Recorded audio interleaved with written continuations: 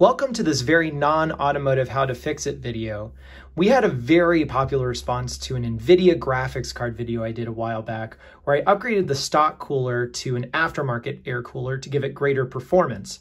So I'm going to do that again with an AMD card, as a lot of folks were asking if the process is the same. This is specifically off of my latest rig, which is using an AMD Vega 56 card, and we're going to upgrade the cooler to a Raijintek Morpheus II, similar to the Arctic cooler that we did before, where it's a big, beefy cooler that's going to give us a lot of improved cooling performance, as the Vega cards especially run pretty hot.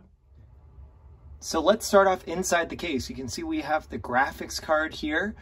We have the side panel opened up. To get things started, we're going to take the power connections off. This card actually uses all of the power connection, big, beefy power user. You can see we also have two thumb screws over here. I'm going to use my handy dandy pocket knife with flat head, as this can sometimes get a little bit stuck in there. So just give it a quick initial turn just to loosen it up. There we go. We'll go ahead and take our thumb screws out.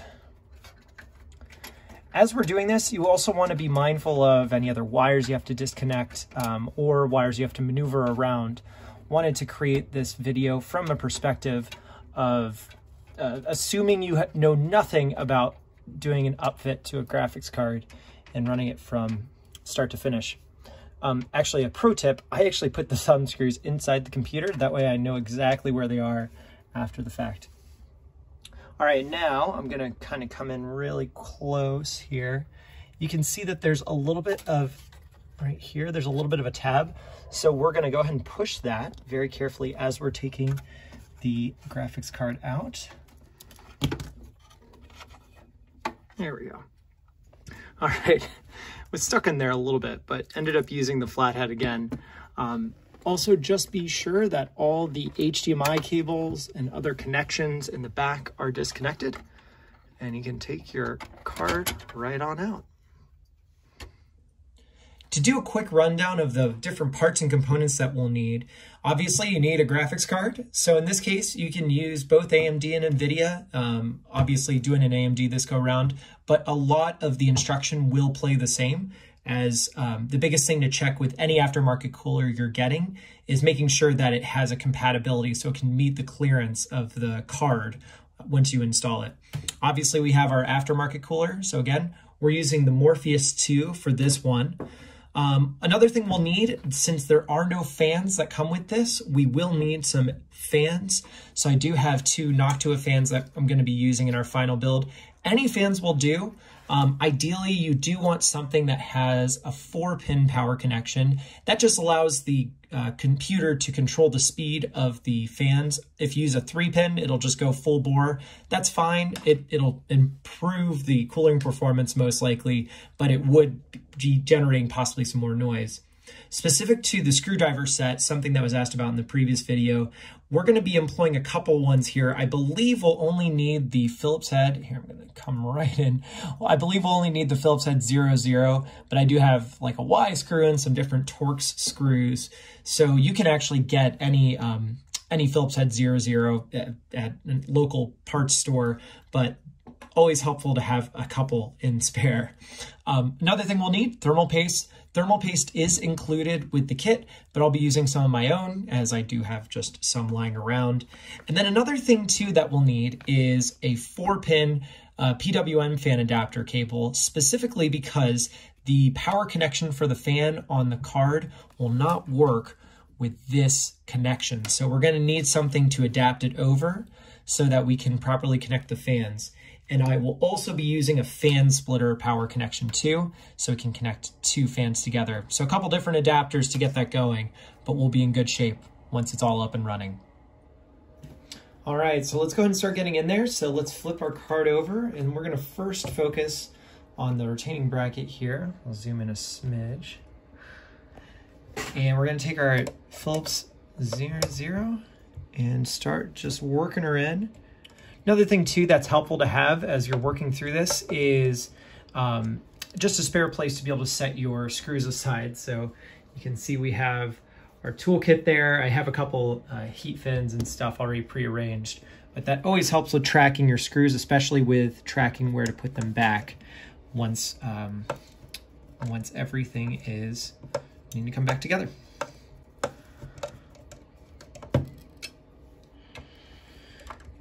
We're going to do a star configuration that'll help it come off a little bit easier here rather than try to wrestle it from one side.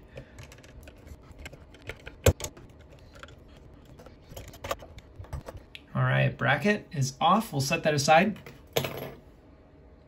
Next, we're going to focus on taking off the back plate here. So be sure to keep those screws and just keep working along it.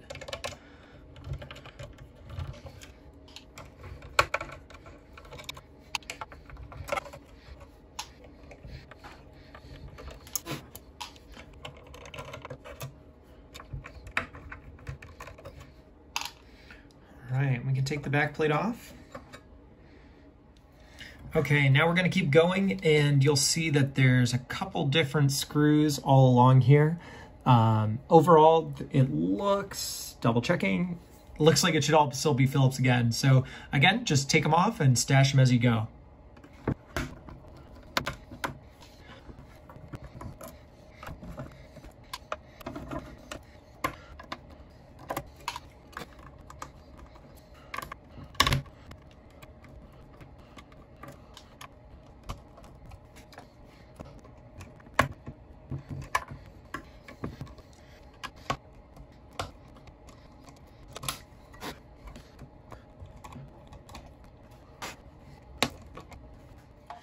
All right, next up, we're just going to focus on the screws right along here. You can see them right there. Go ahead and take those guys off.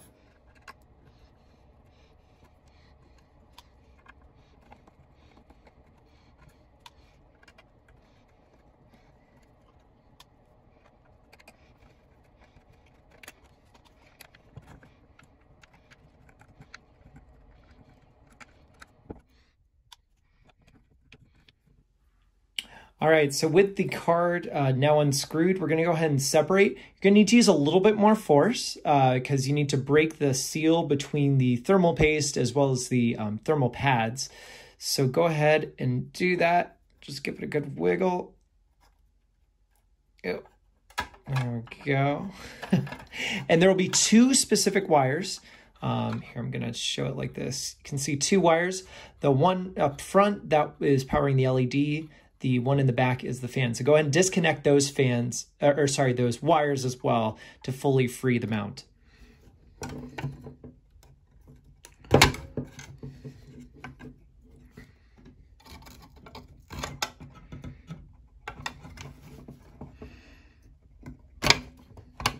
we go. And with that, we have the card fully free from the cooler. You can see there's some residual of the thermal pads, which are also on the flip side here.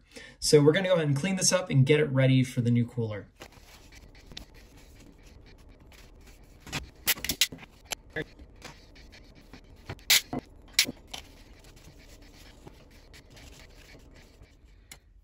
All right, this step is optional, but definitely is encouraged as you come with a lot of different heat sinks here.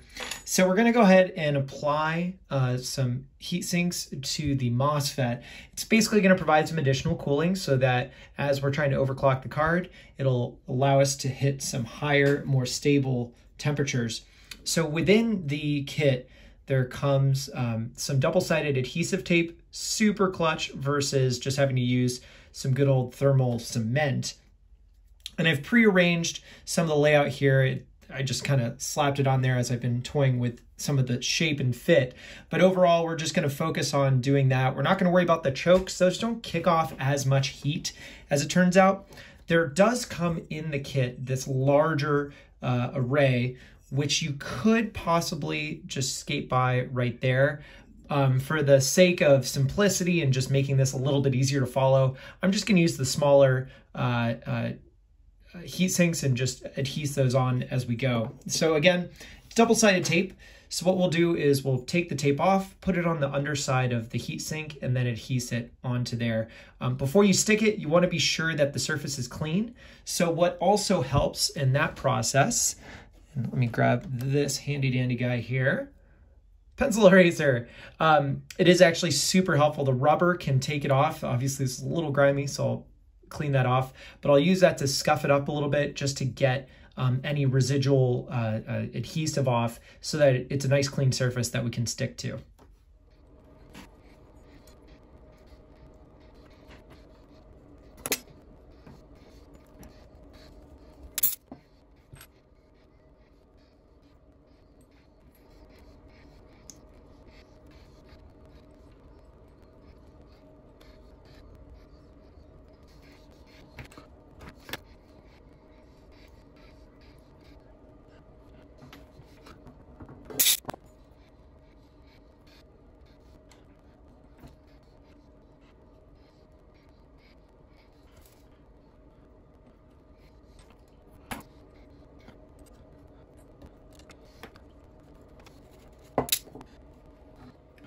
All right, there we go.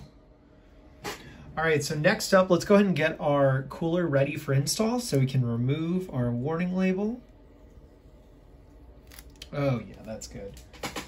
And then let's go ahead and put our hardware kit in. So let's do the mounting brackets first. So we'll do this, if I can find the right screws. So within our mounting kit, there's just some simple,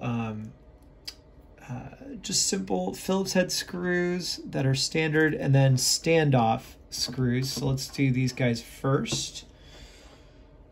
I'm gonna go ahead and mount the other ones.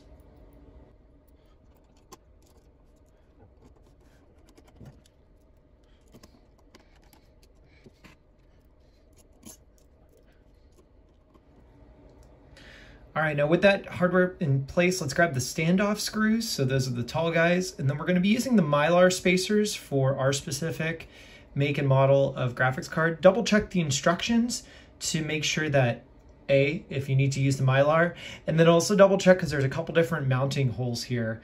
We're gonna go on the furthest out one for our, oh, this guy's jumping off. We're gonna go on the furthest out one for our make and model of GPU. So just double check the manual to make sure.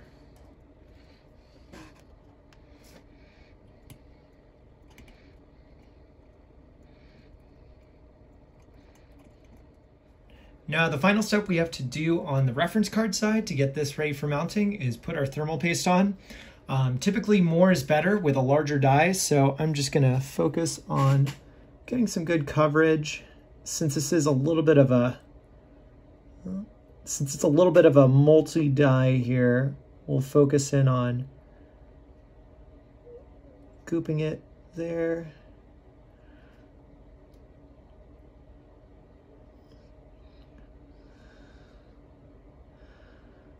There we go. Very good. And now we'll go ahead and get this guy ready for mounting. Okay, so let's go and take our graphics card with the thermal grease applied. And we're going to place it right up and over. I'm actually gonna look over top this, make sure everything's lining up well. And with the graphics card applied, we'll grab the cross member here. We want to do it dark side down. This is anti-static connection. And we'll place it over. And then using our spring-loaded screws, we will gradually put these guys in. You're gonna have to kind of push and work them in to be sure we get the right tension.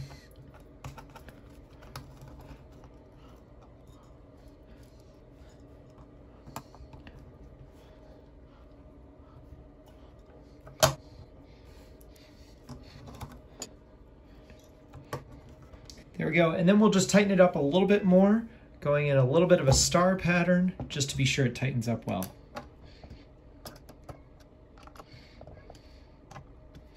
There we go. To start getting things ready to plug in our fans, we're gonna go ahead and grab our adapter and put that onto the board. So this corner power connection here, that is where the fan connection is. So again, we're gonna use an adapter so we can make it fit and adapt over to our fan power. And then with that connection going, let's keep it going. So we're going to use a Y splitter connection like I mentioned before. You can pick these up anywhere. This is one that actually came with the fan, partly why I bought it. And we'll use that to split it out. We're going to have a lot here. I'm going to zoom out a little bit. We're going to have a lot of cable here. So a couple thoughts in terms of how you can manage this. You can actually sneak it underneath the heatsink, or you can run it up and over, or even take advantage of some of this gap space here. But overall, we will have a pretty good length of cable running about. So we'll figure out a way to cable manage that. All right, now next step to get the fans mounted. I will admit it is a little bit of a jank setup, but I finally was able to wrestle with it and have a breakthrough. So there are two different fan bracket sizes, one for if you have a smaller fan, one for if you have a bigger. We do have the bigger, which is the standard size fan. Two ways you could do it. One is you can either mount this, mount the bracket to the radiator and then be able to mount the fan, or vice versa. So to show you specifically what we got to latch into, you can see here, as well as here, there's those two notches right in the middle, and that's what we're going to be connecting into. So to make that happen, what we do is we take the fan, and actually here, I'm going to rotate this a little bit. And then what we want to connect in there is, I was thinking it was this, and there wasn't any tension. I really couldn't figure it out for the life of me. It's actually this middle section here. So you want to stick it in there. Here, I'll actually do this without the fan. You want to make sure that middle section is getting caught right in it. And you also want to be sure that this is getting clear of the fins. It's not getting caught on the fins. It's okay if you have to move a fin a little bit out of the way. And then with that in place, of course I was doing this plenty easy, like before I hit record. There we go. With that, third time's the charm. With that in place, you can see it's holding nice, good tension there. So you'll get to see me repeat this now in fast motion. One thought on placement, it is good to make sure that the fans will be able to properly serve the entire radiator stack. So maybe it helps to just do a quick pre-placement to get an eyeball for it, recognizing you might have to overlap one of your fans just a little bit, have a little overlap over the radiator. It's okay to run this with a single fan on it. However, you do have room for two.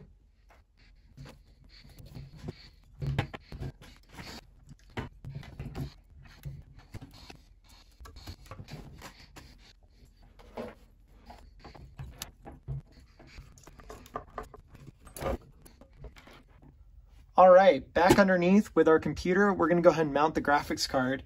First things, be sure that any cables or other things that could get snagged on the graphics card are out of the way, because we do have a lot more clearance all of a sudden with it.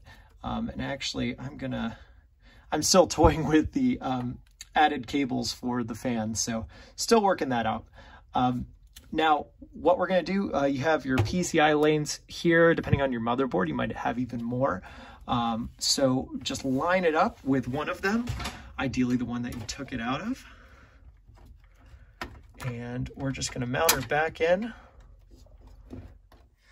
And as you can tell, we have changed positions. I actually went and laid the computer down because I realized we had a lot more stuff we were running into than we had to deal with. So we're going to give her a press down. And with that clip, that means that we are in the clear. Again, double check all the cables that you're running up against. And then take your thumb screws. Actually, here, let me get this. Go ahead and take your thumb screws and be sure, oops, sorry, we're shooting live in action here. Take your thumb screws and be sure to tighten those. Ideally, you want to, and this is especially true now that we have a lot more weight riding on this, we want to really be sure these are good and tight. So it'd be okay to use a tool just to really be sure you're getting the torque down on it. With that in place, we're also going to take our power connection cables and reconnect those. In our case, we are using all the power connection. We have a very hungry graphics card here.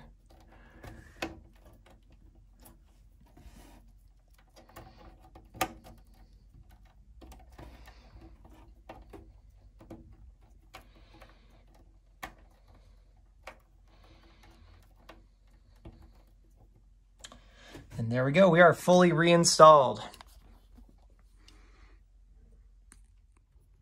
Well, with that, thank you again, guys, for watching. We have our graphics card all ready to go. Really excited to do some more overclocking on this and see what more performance we can unlock with it. If you have any other ideas for other tech videos to be watching, obviously we do a lot of cars on this channel, but happy to do more tech stuff. If there's anything that jumps out of interest, please like and subscribe and leave a comment below for future video ideas. Thanks so much for watching, guys.